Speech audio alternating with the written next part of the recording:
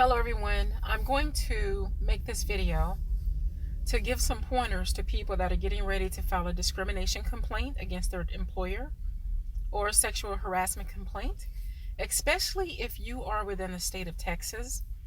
For starters, I would like to let everyone know that I am by the airport, so you're going to be hearing a lot of airplanes coming overhead. Hopefully that's not too much of a distraction because they do get pretty loud. Number two, I don't have any of this written down. I don't expect this video to be too long because I know they say Americans have short attention spans. So I'm just going to recall it from memory and tell you guys, give you some key insight into this whole process. Now, when I filed my discrimination claim, I filed both a sexual harassment complaint and a racial discrimination claim against my employer in the state of Texas. I live in Dallas. I filed that complaint and I was fired. I had never been written up. I had the highest numbers in the entire department. The person that ran the production reports said that I did 33% of all the work, just me, in my department. I was alone. I'm African American. I was alone in a department with a lot of whites. And they ganged up on me. They really did. I was vulnerable. And they started pushing to get me out. I had the highest numbers. This made me a target. But in between all of that, I did witness what I considered was sexual harassment. I reported it against two favored white employees. I was called into the office, the human resources office, with the human resources manager, who was an Asian man, and my manager, who was a white female. I was told, if it's not recorded, it didn't happen. Why don't you mind your own business? If it wasn't said to you, why do you even care? And I was threatened in the office by the HR person to basically shut up. I knew at that point that they were going to get me out of there. And about 4 or 5 days from that meeting, I was abruptly fired, just out the blue. No warning whatsoever. They got me out. So I filed the complaint with the Texas Human Rights Commission. Now, in the state of Texas, as well as in most states, before you file these complaints, you can file them with either the state agency, which does the same thing as the EEOC, or you can file it with the EEOC. They both cross-file with each other, so you can't file with both. But if you file with one, it doesn't matter which one, it will cross-file with the other, so your complaint will be on file with both. The Texas Human Rights Commission basically is set up to prevent discrimination of any sort in employment or housing. I decided to file with them instead of the EEOC because when I dealt previously with the EEOC in Texas, they seemed to be very, what's the word I'm looking for? Overwhelmed, poorly funded, and they didn't want to take anything but the easiest discrimination case. If it required any sort of investigations or anything, they really wouldn't take it. They preferred cases like, okay, I'm disabled, this company doesn't have a ramp, or I applied for a job here and I'm disabled, and I was told because I am disabled, they refused to hire me. They like cut and dry type cases. So I said, well, let me go through the state of Texas. And the state of Texas was better funded, better equipped, had mediators, and they moved relatively quickly. Now, I did file that complaint. And so I'm gonna get into the pointers I have for you guys while I'm explaining to you what happened with me. Number one, before you file this complaint, make sure you have all of your employment documents. Check to see if you have an arbitration agreement. That's just something to know because if you get an attorney, he's going to want to know. Most companies now put people under arbitration. That means that you cannot sue them in court. You have to go through a private arbitrator paid for by the company. But there was an article that came out that showed sometimes arbitration can cost more than actually suing the company in court. So companies lose anyway, either way. Some of the arbitration disputes can go up into the millions for employment. And the company has to foot that bill in its entirety. So don't be disheartened because there is an arbitration agreement. That will make it harder if you're seeking a pro bono attorney. Not pro bono, I'm sorry. If you're seeking an attorney that works on contingency, meaning he gets paid from the settlement. When he hears arbitration, a lot of attorneys kind of lose interest. And I'm not going to even lie to you. They'll lie to you to get you to do a quick settlement, even if it's a lowball offer, just to get them to cut a check to them and be done with it. They'll lie and say your case that was previously strong, suddenly it doesn't have a lot of weight. My attorney did this to me, and I have a Nigerian friend, older man, who told me, he said, your lawyer, if you have an arbitration agreement with this company, the lawyer's going to quickly lose interest. And they'll lie. And they're not supposed to do that. They're always supposed to put your interest first. But get your paperwork. Before you file any complaints or anything, go to your HR and just say, I would like a copy of the documents I've signed. It's important to do that before you start filing these complaints. And the reason it is, when I filed my complaint, I never saw an arbitration agreement. The company claimed I signed one. When I requested the paperwork, the company refused. They wouldn't give me anything out of my employment file. I thought that we all had a right to that paperwork. No, we don't. Not in the state of Texas. In the state of Texas, the only employees that have a right to the documents they filed are government employees. Private corporations, if they think they're going to be sued or they are sued, under state law, Texas state law, they can withhold all the paperwork you sign. They can just withhold it. Never give it to you. Never give it to your attorney, and never give it to a court. State law allows them. It's written into, Texas law. That's, Texas is an employer state. Employers have outsized power and outsized influence. So I never, ever, ever could get any of my paperwork. None of my documents. Because of this. The company just said, we have an arbitration agreement, and they never showed proof. So make sure you get your paperwork before you do anything. When you file this complaint, be very, very, very clear in your email or your letter or your fax, however you give it to HR. And always, instead of going to HR and talking to them verbally, always have proof that you spoke to them or that you communicated with them, either by fax, email, or certified mail. The reason it's important to do that is because they will lie, and lie big time. You have to understand, these people are going to protect the company's interests, financial interests, at all costs. At all costs. So that means, and I saw this in my situation, if they have to demonize you, they will demonize you. They will lie and say you never spoke to them, it never happened.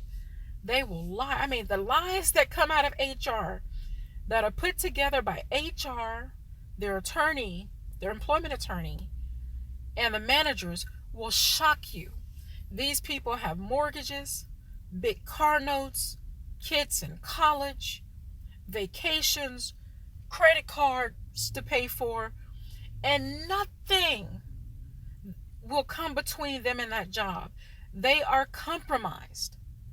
I don't care how nice and friendly they seemed when you were working for them. Please know, they are compromised all the way. So they'll lie.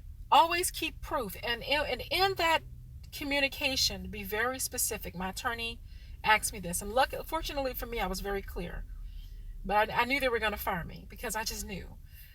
Be very clear. When I say clear, put it in big bold letters. racial harassment complaint or sexual harassment complaint, religious discrimination complaint.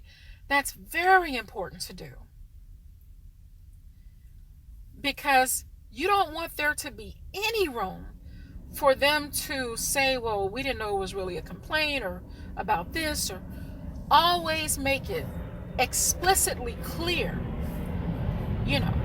Make it clear. And before, and when you start to file these complaints, please understand that in the state of Texas, it's so easy to sue employees, not sue employees, but fire them, that you're pretty much with one foot out the door at this point, because that company is going to try to get rid of you, and they're going to scheme up on a way how to get you out the door. They have lawyers on file, lawyers on they're paying attorneys, so to help them scheme up a way to get you out the door without incurring a lot of financial loss. They're going to get rid of you. And never ever believe that HR is your friend. HR is not your friend. And a lot of people go to HR against managers, sometimes very powerful managers. And the state of Texas is one of those states where if you make management at a company, you have tremendous power and authority. I've seen managers that are so powerful, a lot of times they can get the HR director fired. You understand? The HR director takes whatever they do, him and her, from the manager. If the manager wants you gone, especially when you start bringing these types of complaints and people start thinking that their job is being jeopardized, you're pretty much out the door.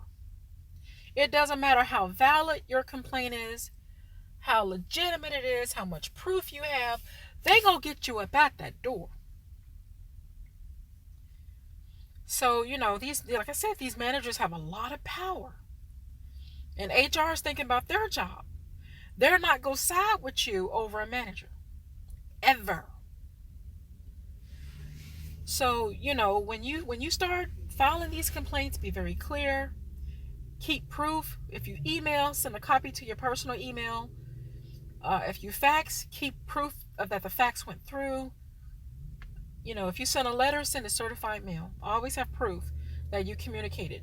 Don't do the verbal thing, because that benefits the company, because all they got to do is push you out the door and dispute what you said in the office. And believe me, they will do it. They'll get together and have those lies together. Another point is when you file your initial complaint, whether it's with the Texas Human Rights Commission or with the EEOC, don't do what I did and be just explicitly clear and break down. I'm a very detailed person. I broke down everything I had going for me. A clean employment record, no infractions. The company went against its own termination policy. They didn't write me up and you're fired. They look at all that. I broke everything down, how it happened, how it was threatened, and understand that it would be 3 or 4, maybe 5 months before you speak to someone, because these places are inundated. It was like 5 months for me to actually finally get an interview with the Texas Human Rights Commission mediator or intake person, whatever you call the first person you speak to. So they will notify the company immediately. They will send them a copy of your complaint.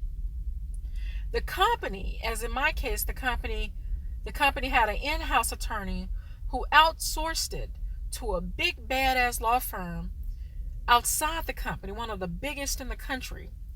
And so they outsourced it, but they went through my complaint. What that law firm's attorney, employment lawyers, are going to do is go through that complaint. And everything you break down in detail, I should have withheld some facts to myself. They're going to come up with a lie and come up with a rebuttal. I mean, complete lies. Complete lies. And so keep it kind of vague. Say I was terminated after I had filed a complaint, and leave it at that. Don't tell them about your clean employment record. Don't tell them about any of that. Because the company can just rebuttal everything. So in my case, I had seen employees get written up. I had seen employees sleep on the clock, make all types of mistakes. I was one of the top employees. I had the highest numbers, clean employment record, commended, all types of commendations. Oh, she made some egregious mistake. We got a phone call from someone that threatened to take away a contract right after I had sent that email about racial harassment and sexual harassment. And I said in the email they would see me in court if they didn't stop it. Right after they fired me just like that. And oh my goodness, she did this and she did that. They lied big time and never, ever, ever showed proof. Never showed my lawyer proof. Never showed me proof. Never showed the state of Texas proof. Never showed anybody proof. I said, they don't have to show proof. Never gave me my employment file, my signed documents. The state of Texas allows them to shield all of that. So, they quickly moved to settle. They understand this person's out of work. They've got a contingency-based lawyer. Those big badass law firms, and I know it was a big badass because my attorney, who had been practicing for like 40 years, he kept talking about how big and powerful and badass this law firm was that my company hired. They get their lawyers from Yale and Princeton and Harvard. So it was that's what they did. They already know he's going to push her to take whatever we offer. And they know what to say. So get what their lawyer did. Their lawyer called my lawyer and said, there is an arbitration agreement. Well, there you go. My case, which my attorney had told me repeatedly, which was very strong, as soon as he told me they said it was an arbitration agreement, I already knew he was going to try to back out. I just knew. And he said, well, your case is really not as strong as I thought, and this and that. He just lied. These attorneys weasel about because arbitration can last 7 to 8 months. They want quick money. You have to understand these contingency lawyers are in it for quick money, are in it for settlements. Quick settlements, they get their half of it and go on about their business. That's the bad part about using contingency lawyers. They're just in it for a quick paycheck. So, just please understand that they're going to get their lie together. So be brief in your complaint. Another thing that the company will do is demonize you. I talked about this a little bit earlier. I don't care if you were the employee of the month, 7 months straight, you came to work an hour early, you left an hour late, you blew all of your numbers out the chart, you had excellent commendations. When it comes time to get together on this discrimination complaint, once lawyers get involved and complaints get filed, they're going to make it seem like you were the devil himself or herself. They're going to make it seem like you were the worst thing to hit that company. There is no loyalty. And all of them would be uncode, from the manager to HR to everybody. You have to understand the company has a lot of people on the payroll, a lot of people that are compromised because they need money. They will say and do whatever the company wants. So the company has all these people it can line up against you. People who know that the company's lying. When the company comes to them and say line up against this individual, they're going to line up against you. Because they're going to be thinking about their money, their paychecks, their everything. They're going to be thinking about their family, their mortgage. There's no love in this. Companies have overwhelming power.